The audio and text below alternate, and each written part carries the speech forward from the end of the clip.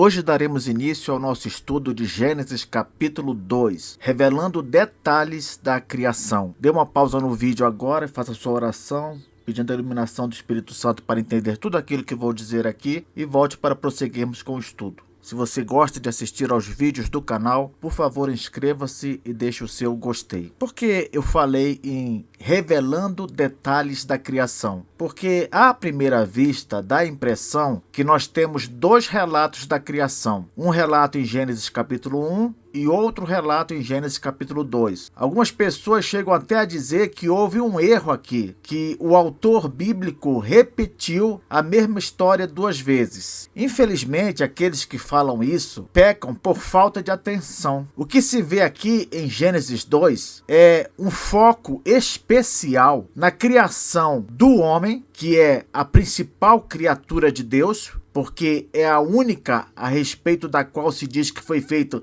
a imagem e semelhança de Deus, e também um foco no ambiente onde esse homem foi posto. Então não temos dois relatos iguais da criação, não. Gênesis 1 fala sobre a criação de maneira geral. Gênesis 2 focaliza no ambiente onde o homem passou a viver e também dá detalhes da criação desse homem, bem como da criação de sua companheira, a mulher. Então vamos lá. Gênesis capítulo 2, versículo 1. Assim, pois, foram acabados os céus e a terra e todo o seu exército. Essa expressão, todo o seu exército, ela aponta para todas as criaturas que fazem parte da criação de Deus e que habitam os céus e a terra. Certamente que aqui estão abrangidos os anjos, os animais e o ser humano também. São esses os que compõem todo o exército dos céus e da terra. Versículo 2. E havendo Deus terminado no dia 7º a sua obra que fizera, descansou nesse dia de toda a sua obra que tinha feito. Vamos por partes aqui. E, havendo Deus terminado no dia 7º a sua obra, você percebe que aqui no versículo 2 está sendo dito que Deus terminou a obra da criação no dia 7º. Isso soa estranho. Por quê? Porque o texto bíblico descreve o 6º dia como sendo o último dia de atividade criadora e não o 7º. No 7º dia, Deus descansa. Ele não cria mais nada. Ele descansa. Então, quando nós lemos aqui, e havendo Deus terminado no dia 7º a sua obra, naturalmente ficamos perplexos. Diante disso, seria melhor adotar outras opções de tradução. Por exemplo, a King James atualizada 1999. Olha o que ela diz. No 7º dia, Deus já havia terminado a obra que determinara. Nesse dia, descansou de todo o trabalho que havia realizado. Veja também a Nova Versão Internacional. No 7º dia, Deus já havia concluído a obra que realizara e nesse dia descansou. Não é melhor assim? Agora, o interessante é a tradução da versão fácil de ler. Por quê? Porque ela é uma tradução bem ousada. Ela praticamente interpretou o texto e deu o seu significado. Olha só como é que é a tradução da versão fácil de ler. No 6º dia, Deus terminou todo o seu trabalho e ele descansou no 7º dia de todas as obras que ele tinha feito. Bem ousada essa tradução, não é? Por isso que muitas pessoas consideram que a versão fácil de ler está mais para uma paráfrase do que para uma tradução. Professor, o que é paráfrase mesmo? Paráfrase é uma interpretação do texto. Não é simplesmente traduzir de uma língua para outra, não. É interpretar o que o texto quer dizer e colocar na Bíblia essa interpretação. O problema é que se a interpretação estiver errada, aí o prejuízo vai ser grande, não é mesmo? Então, vamos continuar aqui. Este versículo diz: descansou nesse dia de toda a sua obra que tinha feito. Nós sabemos que Deus não se cansa. Em Isaías 40, 28 está escrito: não sabes, não ouviste que o eterno Deus, o Senhor, o Criador dos fins da terra, nem se cansa, nem se fadiga, não se pode esquadrinhar o seu entendimento. Ora, se não se cansa, não precisa descansar. De fato, nós temos isso confirmado em João, capítulo 5, versículos 16 e 17. Olha o que diz lá. E os judeus perseguiam Jesus, porque fazia estas coisas no sábado. Mas ele lhes disse: meu pai trabalha até agora, e eu trabalho também. Diante disso, o que significa então dizer aqui que Deus descansou? Presta atenção na resposta. O versículo, ele diz que Deus descansou de toda a sua obra que tinha feito, entendeu? Foi desse trabalho específico que ele descansou, do trabalho da criação do universo e dos seres que nele habitam. A ideia aqui, meus irmãos, é que ele, Deus, terminou essa obra, a obra da criação. Não que ele ficou se recuperando de um suposto esforço para criar, compreende? Aliás, como Deus poderia ter se cansado se só precisou falar para que as coisas viessem à existência? Que tipo de esforço seria para Deus simplesmente dizer e a realidade acontecer? Digo mais, que tipo de esforço isso seria para qualquer um que tivesse tal poder? Não seria esforço nenhum. Não dá trabalho falar e a coisa acontecer. Então, a interpretação de que Deus literalmente se cansou, ela é impossível. Continuando aqui, versículo 3. E abençoou Deus o dia sétimo e o santificou, porque nele descansou de toda a sua obra que, como Criador, fizera. Olha só que interessante. O texto diz: e abençoou Deus o dia sétimo. Que bênção foi essa? Foi a bênção de distinguir o dia sétimo dos outros dias. Por quê? Porque a partir daqui, desse versículo, todo sétimo dia que se segue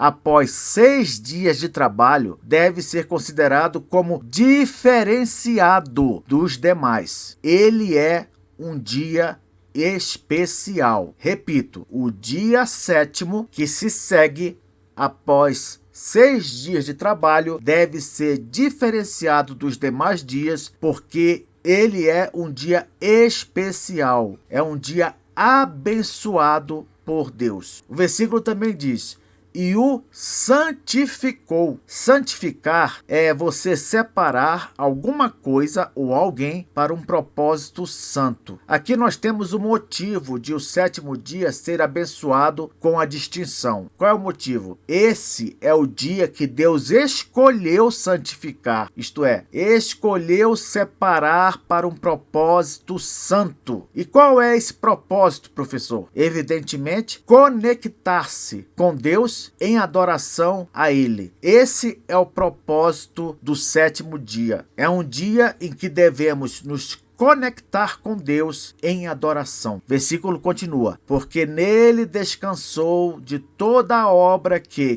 como Criador, fizera. Que melhor dia para adorar a Deus, conectar-se com Ele, viver em comunhão com o Senhor, do que o dia após a criação? A ideia é que agora que tudo foi criado, nós devemos usufruir dessa criação junto com Deus, entendeu? O sábado, ele tem esse significado simbólico também. Ele representa o viver com Deus, seguro nele, cuidado por ele, curtindo esse descanso do sábado ao seu lado. Em suma, o sábado deveria ser visto como vida com Deus em sua plenitude. Assim como Deus descansou da obra da criação, nós deveríamos descansar de todas as atividades comuns da semana, do dia a dia. Meus irmãos, esse simbolismo é tão forte que a Bíblia menciona a terra prometida como um tipo de sábado. Você sabia disso? Olha o que diz aqui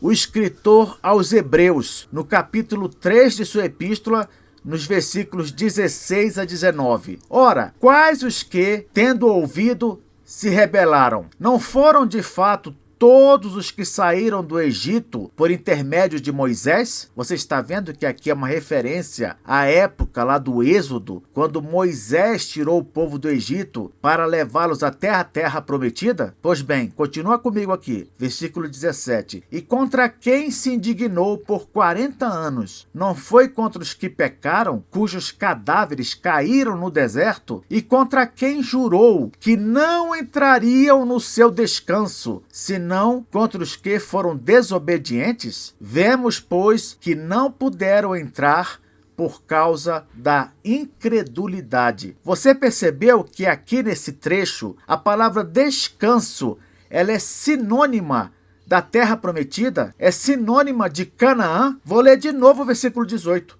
E contra quem jurou que não entrariam no seu descanso, senão contra os que foram desobedientes. Onde foi que os desobedientes não puderam entrar? Na terra prometida, em Canaã. Versículo 19 diz: vemos, pois, que não puderam entrar por causa da incredulidade. Então, o povo de Deus da época do Êxodo não pôde entrar em Canaã, que era um tipo de sábado, porque é chamada de descanso, por causa da incredulidade. Que interessante.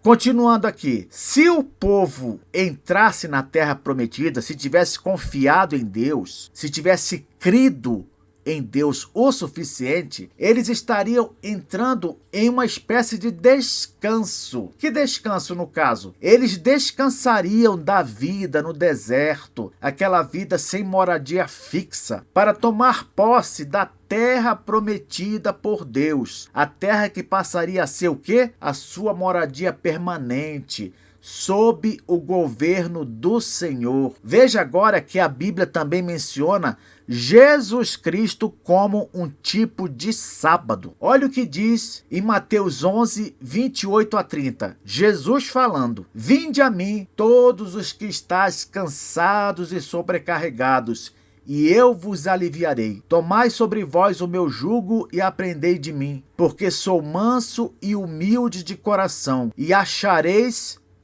o quê? Descanso para a vossa alma, porque o meu jugo é suave e o meu fardo é leve. Que coisa linda, hein? Em Cristo nos cabe descansar de qualquer tentativa de levar um fardo próprio, como por exemplo, o fardo de ter de se justificar pelas próprias obras para alcançar a vida eterna, para ser salvo em Jesus. Não precisamos de nada disso. Jesus é o nosso sábado. Ele é o nosso descanso. Ele é que trabalha no nosso lugar pela nossa justificação. Jesus nos justificou pela graça. Se você acha pesado esse fardo de ter de se justificar por suas próprias obras, saiba que esse esforço é desnecessário. Jesus fala aqui: tomai sobre vós o meu jugo e aprendei de mim, porque sou manso, humilde de coração. Versículo 30. O meu jugo é suave, o meu fardo é leve. Por quê? Porque o jugo de Jesus e o fardo dele são a graça sobre a nossa vida. É muito melhor descansar em Cristo e ser justificado pela graça do que buscar autojustificação. Por fim, a Bíblia ainda se refere à vida eterna como um tipo de sábado. Você sabia disso? Esse é o ensinamento de Hebreus capítulo 4.